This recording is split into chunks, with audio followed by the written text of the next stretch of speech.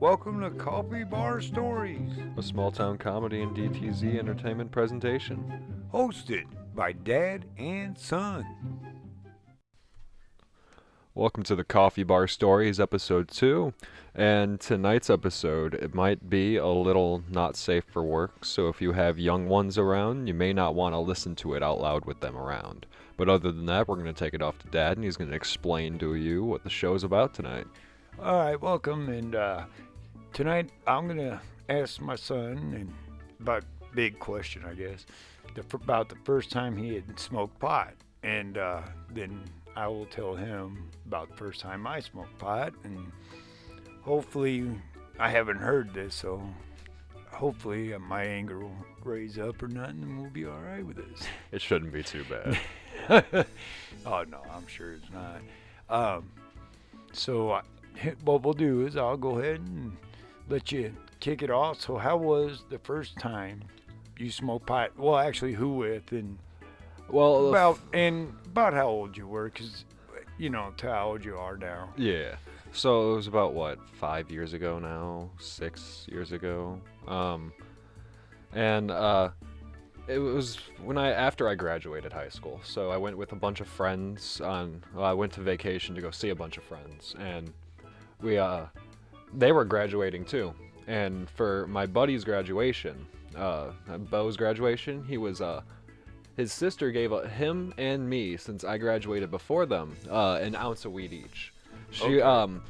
Yeah, because Eric came back. He was one of our buddies from a very long time ago, and he finally came back from being put away in the juvenile hall for marijuana. Oh, good Lord. Yeah, he was the biggest pothead of the group. None of us has ever smoked before, and we all show up to Bo's house. It was the main place to go, and that's when I meet Eric for the first time, and I get with all the other buddies. It was me, Eric, Bo, and then our buddy Seabass and his little brother E.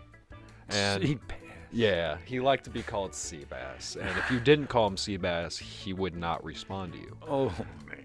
Yeah, so Seabass, Kick his ass, Seabass. basically, he was, if you had a problem and you didn't want to sick Bo on the person or Eric, you sick Seabass, because he'll make sure the job's done, and he's not going to use brute force first. He's going to get into your mind, tear you down that way, Yeah. and then when worst comes to worst, he'll knock you out.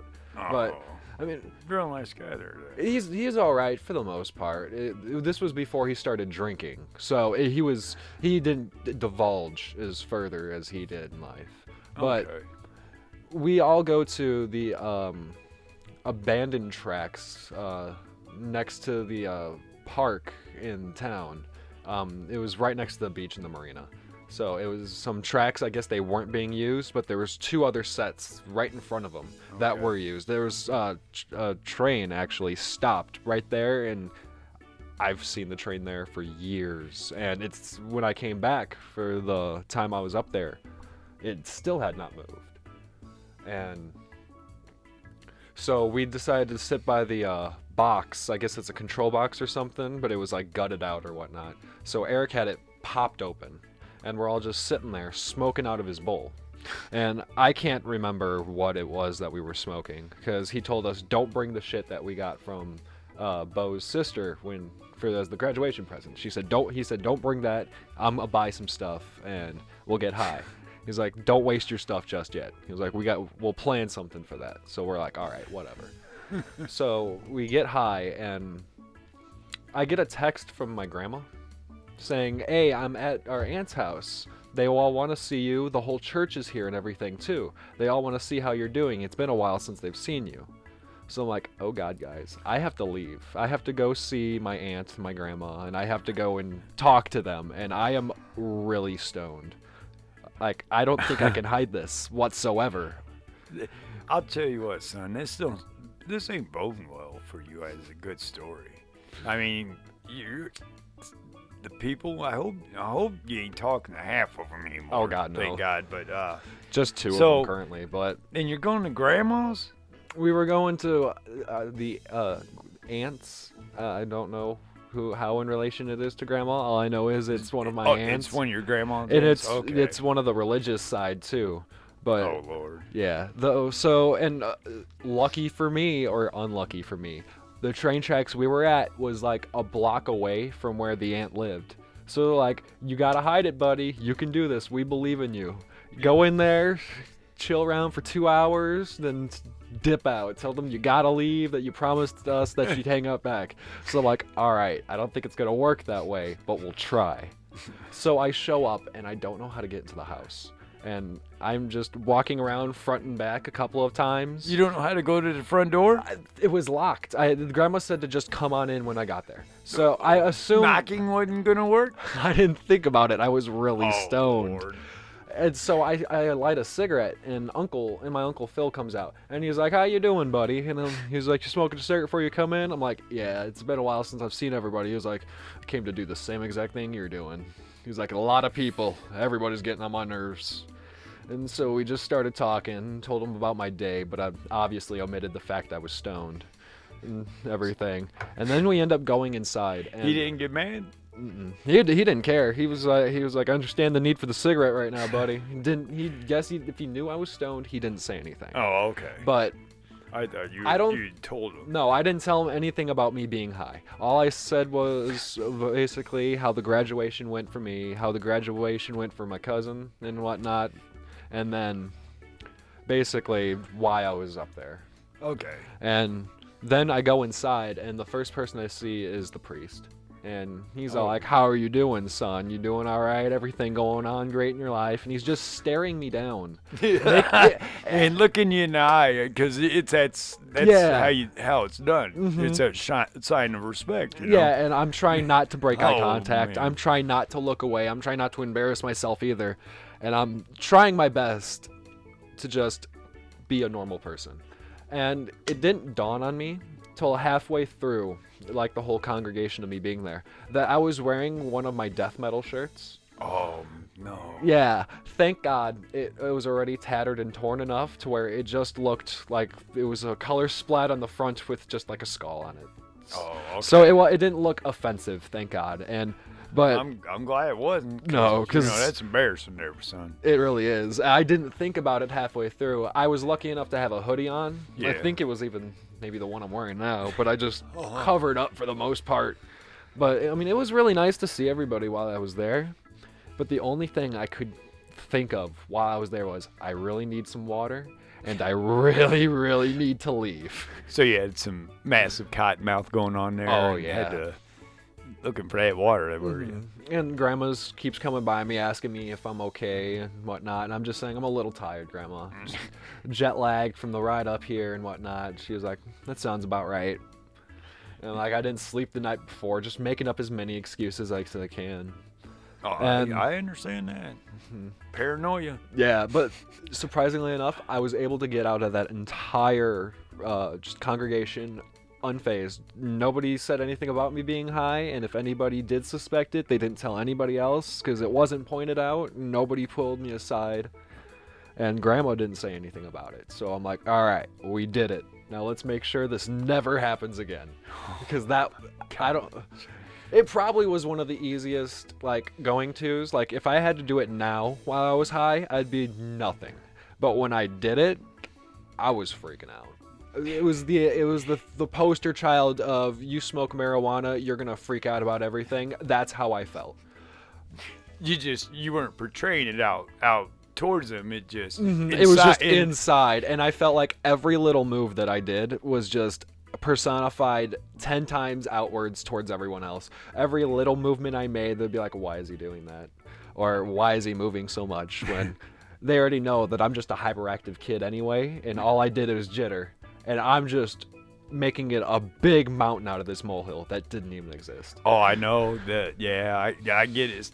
It's building up. And it's like, yeah, I get the part where it seems like everybody there knows, and it's just like there's a neon sign over Yep, your yeah, head, basically flashing just the- stoned, Yeah. stoned.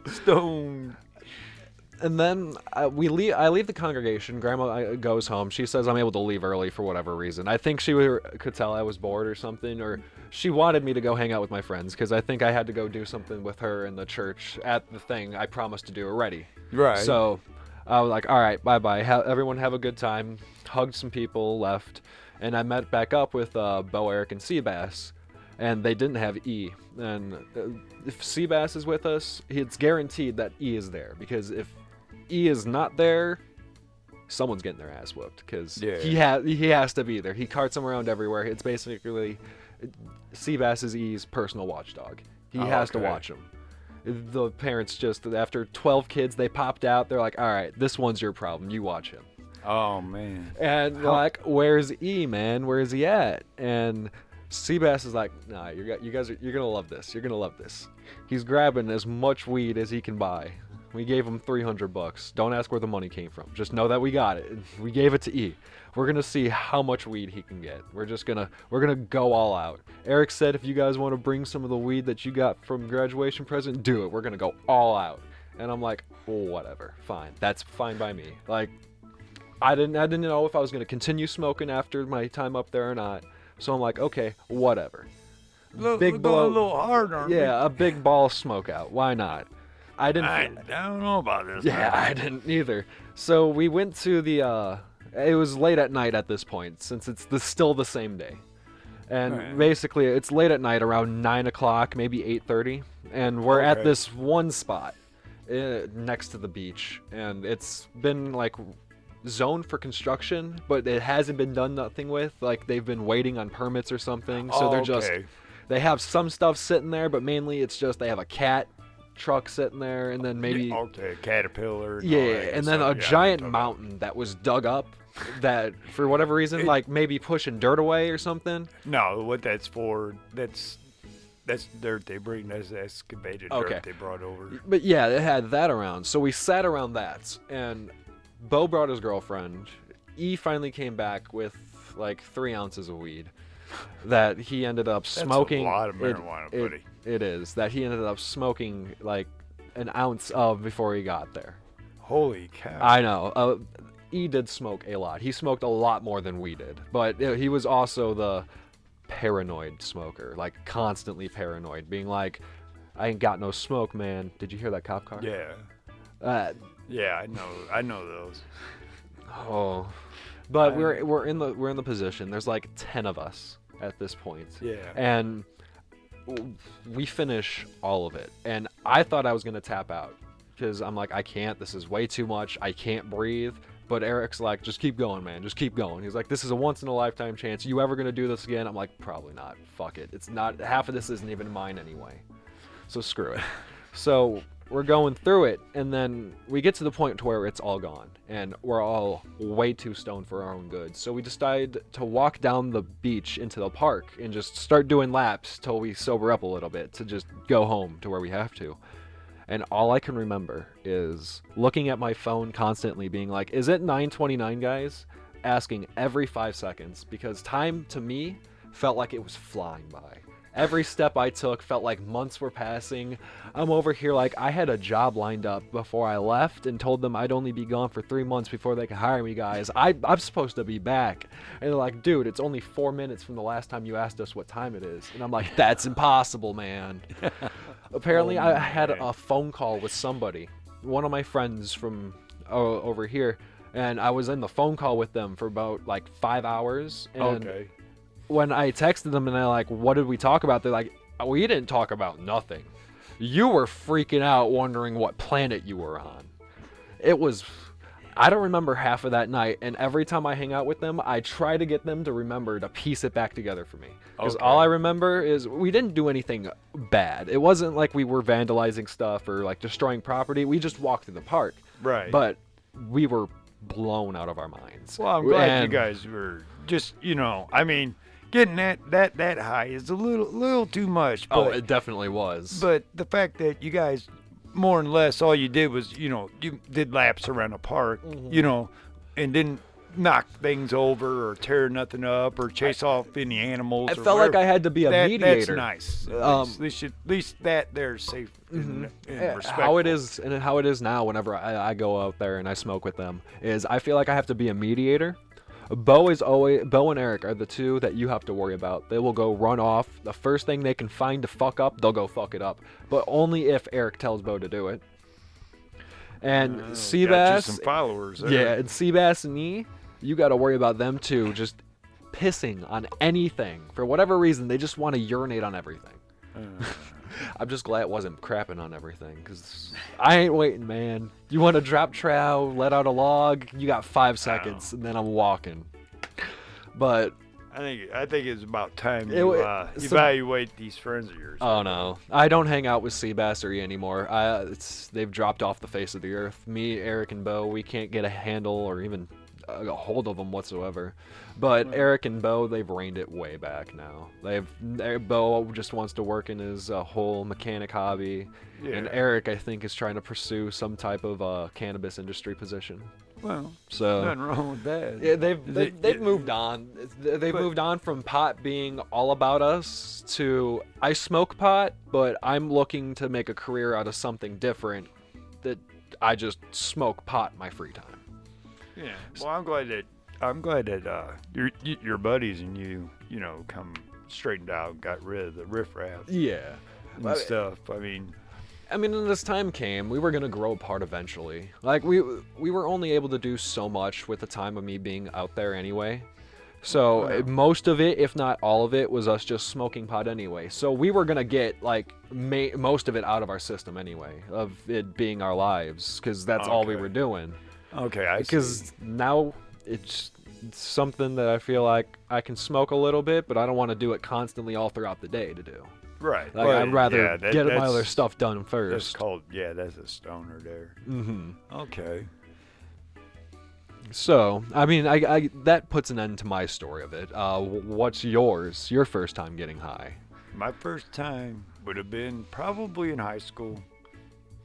I think it was freshman year. The summer actually is the summer going into my freshman year. I had a pass to the pool, and I'd spend my summers all day long at the pool. And a friend of mine that I had gone to school with there, he had come over and said, "Hey man, I know this guy, he lives right over here, and he's in a band and all this." And he's like, "Man, you want to go over there and check out his equipment, his guitars and whatnot?" I was like, "Yeah, why not?" Mm-hmm. So we left the pool and we walked over to this guy's house, which is like we walked like across a long block and then went down it Mm-hmm. maybe 7 houses, I guess, 7, 8, 10 houses at the very most. No, it'd be about 6, 7 houses, right? Okay.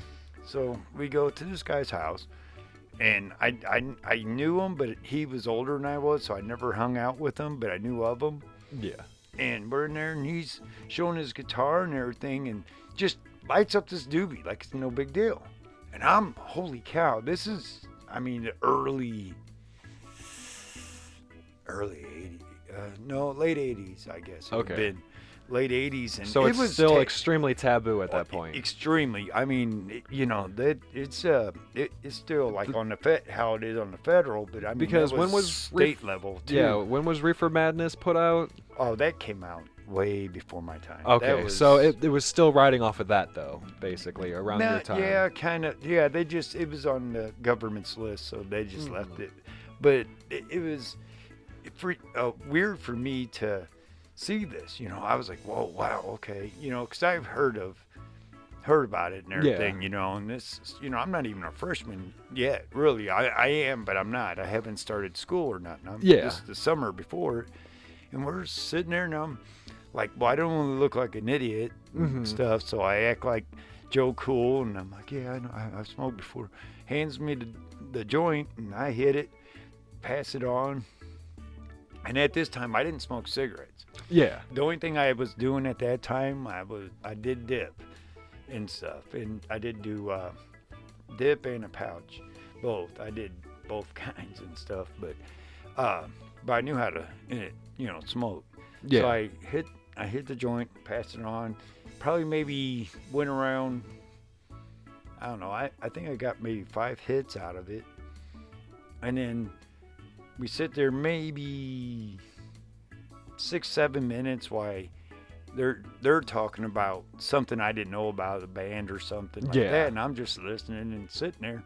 Next thing I know, the guy's lighting up another joint. I'm like, well, shit, you know. And as he passed it to me, I hit it. I pass it on and blow it out, and I'm like, man, that stuff's pretty potent, you know. Yeah. And not realizing, because it's my very first time, I'm feeling the effects from the first one now. It's starting to hit. Yeah. These guys are warming up. Mm-hmm. So they pass. You know, I go through the motions again. So you don't want to make them feel like you're not a part of it. No, right. not. So I think we do 2 joints, 2.5. I remember they fired up a third one. I do remember that. They fire up a third one. Yeah. And it goes around, I think, once. And what ended up happening is we all got in them, or them two started talking. I was extremely stoned. I mean, I was like it hit me like a ton of bricks. And I'm really just trying to understand what the hell I'm at. And I'm kind of lost in a way. But I know this dude, so it's cool. And the other guy, but I'm sitting there and they're talking and talking. Next thing I know, they're talking about a guitar shop. Yeah. And I'm like, looking at him like, guitar shop, you know, and okay, that's what we're here for. Well, they get up, they're like, hey man, we're gonna head on over to such and such guitar place. And I was like, oh, okay. And we walk out and they get on this, the dude had like a dirt bike, legal dirt bike right on the street. Yeah. Yeah, one of those, and they hopped on that and took off. And I'm standing in front of the guy's house looking across the street like, where am I at? I mean, literally, where am I at? I have no clue where I am. I don't know how I got here. I don't know anything. I mean, I am so lost. The only place I know I need to get back to is the pool. Yeah. That's the only last place thing. you were at. Yeah. So I was like looking up and down the street, getting flustered too. It's like, why can't I, I don't understand what's going on here. So I just said, screw it. I'm going to walk this way. And maybe something will look familiar, I guess. I don't know. So I just walk. And I don't know. At this point, I'm just going. Yeah. So I'm walking down the street, and I'm just, if people probably looking out windows, if they were looking out the windows at me, they probably think I'm the most craziest kid in the world. So I'm just walking down the street, not very fast or nothing, but my head's on a swivel, and I'm just looking all over the place, like at houses and tops of them, just head on a swivel, like, where am I? You know, my face had to have that expression of like a wonder, like, where the hell, you know? Yeah. And I'm walking. Next thing I know, I look straight ahead of me, and I'm coming towards the end of the street, and I see this fence and stuff behind it. I'm like, oh, I recognize that. And I keep walking. But as I'm walking towards it and I recognize and I'm recalling what it is, I'm like, but where do I go from there? So this is... So you know where you're at the first place, but then you're completely lost. I'm like, I know what that is. I get there, okay, but where am I going from there? And I'm just like walking and I'm just scratching my head like a damn idiot, looking so confused. I get to the end of the street, and it goes to a long gauge street with a dead end, basically the fence cross street. Yeah. And I look down the street one way, and I see nothing but the fence on one side and houses with streets protruding off of them, going the same way I just came from. I'm like, man, I don't recognize nothing that way. I turn my head and look the other way, and right there, going across the street, just maybe a block over there, was the pool. Of course it was. I look, I'm like, there's the pool. Oh, and I jogged over there, and I go over to where the sitting area is and hanging out with my friends, that some other friends from the pool that came over to sitting there. I go and sit with them, and they're like, what's wrong with you? And I was like, oh man, no, I'm cool. And they're like, man, you were so stoned, it ain't funny. I'm like, man, do I look stoned? Because then I just come out of it. I'm like, I'm caught, Yeah. And I'm like, man, I'm high as kite, But actually, that helped me with them being there, Yeah. because then I was like, okay, It was a sense But- of normalcy. yeah. And I but the one thing I do remember, I went to smoke a cigarette for some reason. Mm-hmm. They handed me a cigarette. Oh, because they were smoking. I was like, oh, give me a cigarette. Yeah, I'll do it, because I had smoked maybe one or two before. Before at different times. But didn't actually smoke. Maybe Right. once or twice socially with a friend, but not actually on your own. Right. That's basically how that worked. And I just, I lit the cigarette. I'm inhaling it. I'm like, this don't taste like it normally does. Like the other two times, and stuff. And growing up with parents that smoked and everything, Mm-hmm. it didn't smell the same or nothing. I smoked the cigarette and I smoked the whole thing and everything. And it just was weird. It was real heavy in my mouth when I would inhale, the smoke. Mhm. I guess being so high and sensitive, I could feel it and stuff like that. And I knew it wasn't laced or anything. I didn't think that. Yeah. But I had to probably spent maybe another hour with them guys just sitting there, and we were, they would talk, my friends would be talking and try to get me to come out of it, and then I would, some, but it for the first time, it was weird. I was like, the being lost and everything like that. I was just like, man. And then I had to ride my bike home, and from where the pool was to my house was probably about quarter mile at least, Yeah. and half mile maybe. No, about a quarter mile, I believe. And on a bike, that's kind of a journey, I had the dirt bike, freestyle bikes and stuff like the dynos and. Well, that's old school. I don't know if you guys even know what those are. BMX bikes. Yeah, I know what I that had one is. of those. Yeah, you do tricks on and stuff Uh-huh. like that. Because I did that stuff in school too. That was the thing. But I remember riding home and concentrating to get to the house. I didn't have a problem getting home. Mm-hmm. And I thought, as I'm getting home, I guess because of the way I'm getting there, the familiarization of everything just soaking in, because it's, my surroundings I seen more often than not. Mm-hmm. Than the other spots was and stuff. And I thought, oh man, okay, I'm cool now. Mm-hmm. I'm good. I'm gonna go in the house.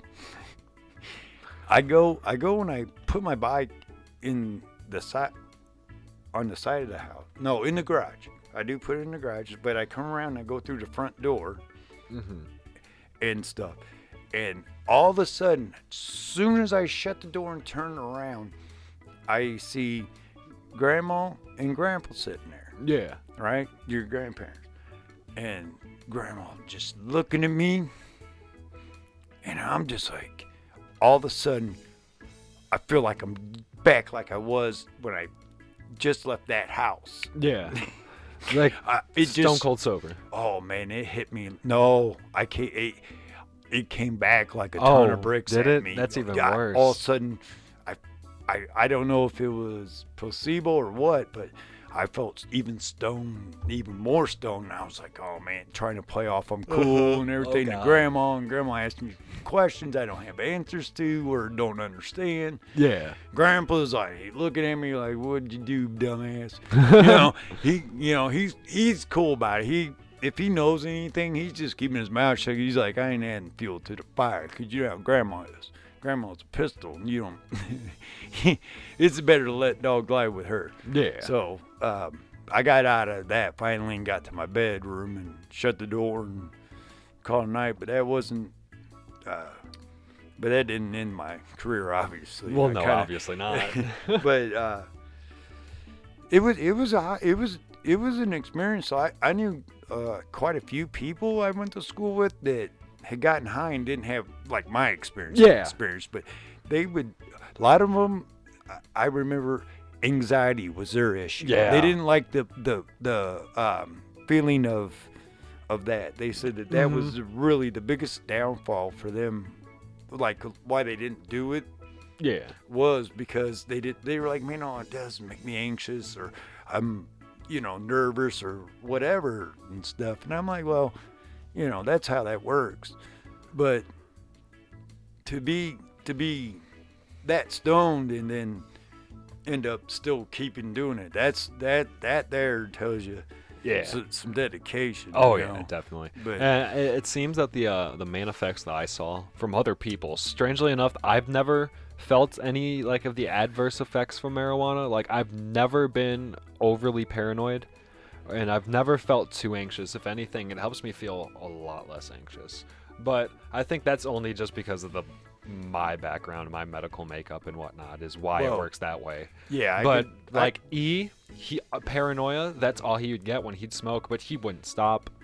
And at a point, I'm like, buddy, you should probably stop smoking if you think everyone literally in the world's out to get you. that's almost seems like it's his rush. Yeah. You know, kind of like them horror freaks that at a point they become numb to any real scare effects or Oh, yeah. or any true horrific things. You know, they can kind of it'd take a lot to rattle their cages and stuff like they that. go for bigger and bigger things yeah. until it just next like, thing, they're thing just you completely know, desensitized to all of it.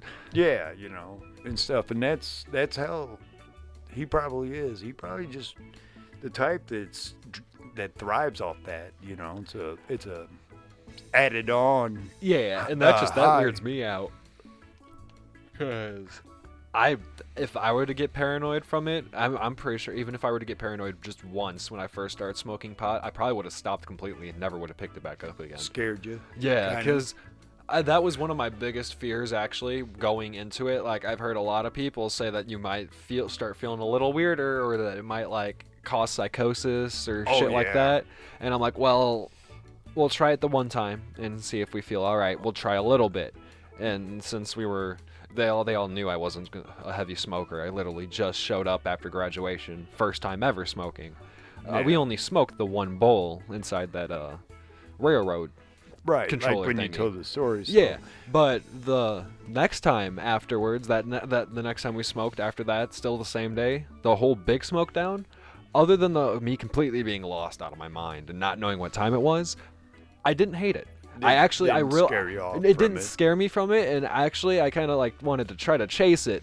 Yeah. And be like that. I Well- felt pretty good, but Yeah. that got away from me really quickly to the point where I'm like, all right, it's not so feasible chasing that high because every high at this point is something different. Basically, Well- just now I so choose so is Yeah, what I always call the groove. Yep. Trying to get Get that to the same groove and then it, move It doesn't on from always there. come the same way Mhm. and stuff. When you said that movie about Reefer Madness, I Yeah. told you it was before my time. What its purpose was to scare you from it to ever trying it. Yeah. Okay. But also, what they figured it would do was also, if you're trying it, it would throw you into the paranoia and scare you Oh, off yeah, from it. definitely. It's like all of a sudden, you know, okay, I'm gonna try it. You know, you've seen the movie, and I'm sure around that era there was ads splashed everywhere in the schools, the whole 9 yards about Yeah. how it's bad and it'll make you go crazy, the whole shebang, right? Yeah.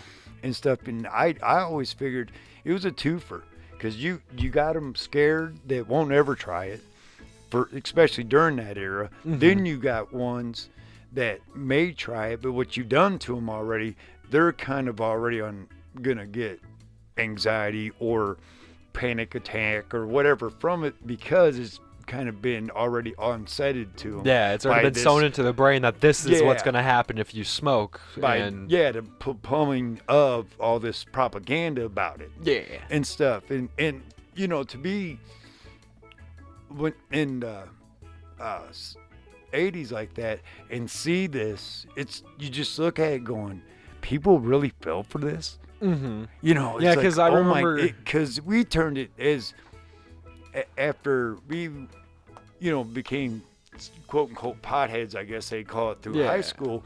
We ended up turning that movie into like a funny movie. It's a for us. comedy movie, basically. Yeah, because it's like the ridiculousness of, you know, this guy.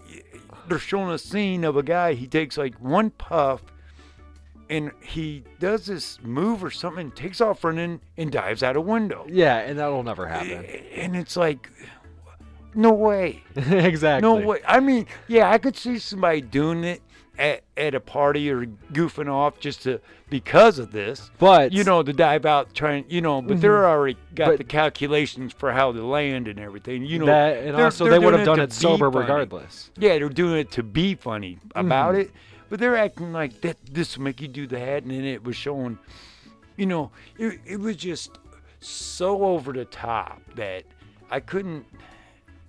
It's like I can't believe people actually fall for shit like this. Yeah, because I remember when Mom first found out I was smoking pot, she made you put on the Reefer Madness movie for me. Yeah. And within the first 10, 15 minutes, I just couldn't stop laughing at it because it was completely ridiculous. None of it made sense. And I knew half the shit that it was telling me was the complete opposite of what actually would happen. Oh yeah. By time just alone complete proves propaganda. that completely wrong. Oh, yeah. I know. It's like any type of propaganda that you see. It ain't gotta be decades and decades later. Like 30, 40, 50 years later, you're seeing the propaganda again, and it's like, oh, that was stupid. It's because it's all in real time. Yeah. It's only after fact, that you can see this, and then you get it. To be a father that that has you boys that smoke and everything, at least I can say this much: you all were over the age. At least you weren't minors. That's the one good thing and stuff. That's the one thing I always worried about and stuff, because I never really hid it from you because I knew better to hide it from you. Being who you guys are, Yeah, we would have found out regardless. Would have made you more want to know what the hell I'm up to. Exactly. It's just easy, and my rules are my rules. You do not do this. You are in school. This is what you will do, regardless. Being a hypocrite by telling you guys that, seeing that I did it throughout it, but I know the consequences of those actions because I didn't do as well in school, obviously, and stuff like that. And my grades could have been a lot better, but they weren't as good as they should have been. Yeah, Stuff. I graduated and all that. I mean, I still, went on to school and all that stuff. But I knew where it would lead. That's why I told you guys, and that's one thing that made me proud, that you guys weren't under the age, and you got out of school before you did mess around. Yeah, and smoking pot now, I definitely couldn't have done it when I was in school. My grades definitely would have suffered. I know that for a fact. And even when I did college, even if I didn't finish with it, I even stopped smoking when I did college too. I didn't want to go through with it during that because I'm like, I'm not going to be able to pay attention. Yeah, and this is where this is coming out of your pocket. Yeah, there's actually for you, doing this is going to be a recourse financially along with educationally. And I even had one guy, I went outside for a cigarette after one of my classes, and they were all smoking a blunt. And you're like, you want to hit this, man? And I'm like, I'm good. I can't. I shouldn't. They're like, we respect that, man. I'm like, you guys blaze it. I can't. Yeah. Like, as much as I would love to right now, trust me, their poor parents' money hard at work there. That's what I call that. I mean, I don't know. It's a given. Now I would understand if these college students, they're done with their classes and studies for the day, and it's evening time, and they're, maybe 2 hours before bed want to, smoke a bowl and then watch a flick and then go to bed. Yeah, definitely. That's not a big deal. I think myself, but when it becomes your wake and bake. Oh yeah, definitely. The classic wake and bakes, and Lord knows I've done that once or twice, more often than not. But then then you get the ones that are periodically through the day doing it. Yeah. Then you got the ones that are just full blown. Basically, as that's often all as they can do. Yeah, they're pretty much smoking one every. We'll go by the hour. They're probably doing at least 1 or 2, 1.5 to 2 an hour. Yeah. Because usually those guys, they got a lot of pot and stuff around for one reason or the other, Mm-hmm. And nowadays, well, hell, you can grow it nowadays in some states. So, that also, there's a big difference between my being able to get high and the paranoia that I'd already on set myself was because of the legality issues. Yeah. and stuff at that time, that was another issue. When I did do it, I was kind of skeptical with it, and then I went ahead and, basically, I believe probably more peer pressured myself into doing it than them doing it. It wasn't like they were putting it in my face and stuff. So, it's more or less where you're going to have to get a good fix on controlling your life. So where you go at is it's been legalized probably a good portion, half your life in certain states. Yeah. So this and the stigmata that came with it for us too, had also been chiseled away at. So now it wasn't like unmotivated idiot, the stereotypes of my era were way pushed away by the time you guys tried it. So at least with you guys, it's more lenient. The laws, when if you did get caught, thank God you didn't. Yeah. Get caught by the police or something, then you're not going to be fined as much. You're not going to go to jail and end up in prison for it. They don't, that's already been cut out type deal in many states and stuff like that. So it's really a big difference between the way I did it the first time and you did, because there's no way. I think you guys could have handled that with it not being legal and stuff like that, and it really pushed the envelope. Oh yeah, definitely. And I don't even understand how, while I was up there on the vacation when I was first getting high, how we got away with half the things we did. I'm lucky that we did. You'll find more than not that they overlook the police will overlook a lot of things because people don't call about it. Why bother you if you're not bothering nobody else? Yeah. If you're not being called on, especially nowadays, they're not going to bother with it, even if it ain't fully legal or even medically legal. They've still probably knocked it off the books to keep their jails from filling up. I mean, when we were doing, you go to jail. Yeah. It's not,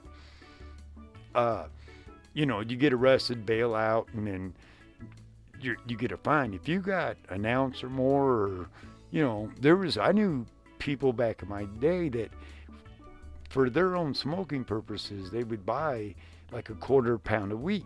Yeah. And stuff. And they're not smoking it really quick, but they're buying it one shot, and maybe have it for a month, maybe an ounce a week, I don't know, or maybe 2 months. Doesn't matter.